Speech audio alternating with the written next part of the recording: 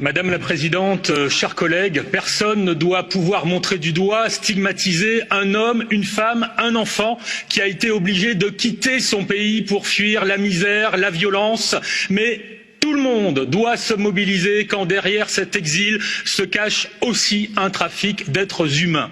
Vu de Bruxelles, Haïti peut paraître loin, mais en réalité, dans cette région du monde, plusieurs territoires européens, français sont en proximité directe avec le drame haïtien, des Caraïbes jusqu'en Guyane française.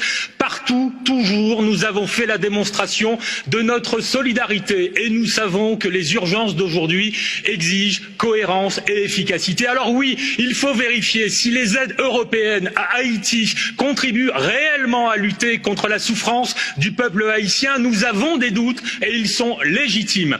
Mais nous devons aussi mesurer les impacts de cette crise violente. En ce moment même, aux frontières de la Guyane française, plusieurs centaines de Haïtiens sont là et réclament l'asile. Nous ne pouvons pas laisser ce territoire européen seul face au drame haïtien. Le gouvernement français intervient, l'Europe doit aussi intervenir. Je vous remercie.